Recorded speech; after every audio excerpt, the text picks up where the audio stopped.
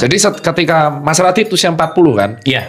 Nah, di usia Mas Radit itu pasti komposisi densitas tulangnya akan lebih rendah daripada Mas Radit usia 25. Oh. Artinya Pengeroposan tulangnya akan lebih sering. Densitas tulang, ketebalannya tulang akan menurun. Nah, nanti lama-kelamaan ketika tua itu akan memacu setelah osteoporosis ada osteoartritis, pengapuran tulang. itu udah pasti dan tidak bisa Udah pasti. dihindari.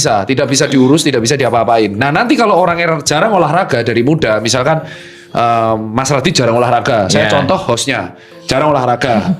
Pasti saya yakin di masa tua nanti kalau nggak pernah angkat beban, dia akan mengalami satu kondisi namanya sarkopenia, yaitu penurunan massa otot yang sangat masif sehingga dia jadinya nggak bisa gerak. Jadi atrofi otot, lemes kemana-mana, pincang kemana-mana apa. Nah itu pembeda kenapa ada lansia usia 80 masih bisa lari, bertani, sama ada lansia umur 50 sudah harus pakai kursi roda. Karena dia ada sarkopenia, pengeroposan tulang saat bersamaan pengapuran tulang. Nah pada cewek itu ada hormon satu lagi namanya estrogen. Apa itu?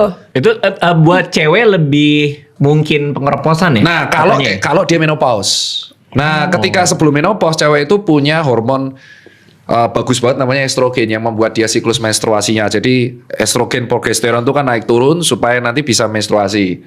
Nah, estrogen ini salah satu impactnya adalah memelihara sel. Jadi sel kardiovaskular, sel jantung, pembuluh darah, termasuk sel-sel yang ada di tulang. Nah, ketika menopause estrogen akan drop.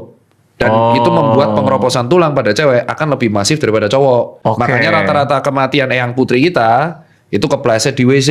Itu opung gua. Ya, meninggal di kamar yang patah mandi. itu bukan femurnya, tapi kolum femur. Itu urusannya Mas Dokter Aksa. Makanya ketika lansia, biasanya yang putri itu digantilah dia bonggolnya pakai titanium. Itu dioperasi bonggol femurnya. Nah, makanya disarankan supaya menghindari fraktur femur atau kolom femur di masa tua, cewek-cewek itu harus angkat beban.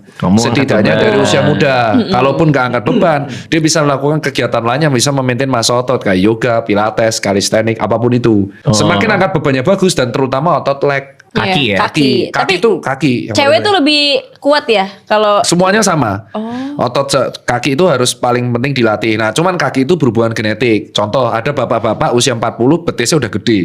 Genetik. Tapi kalau quads, glutes, quadricep, glutes, hamstring itu harus dilatih karena itu akan menimpa beban kita sampai tua.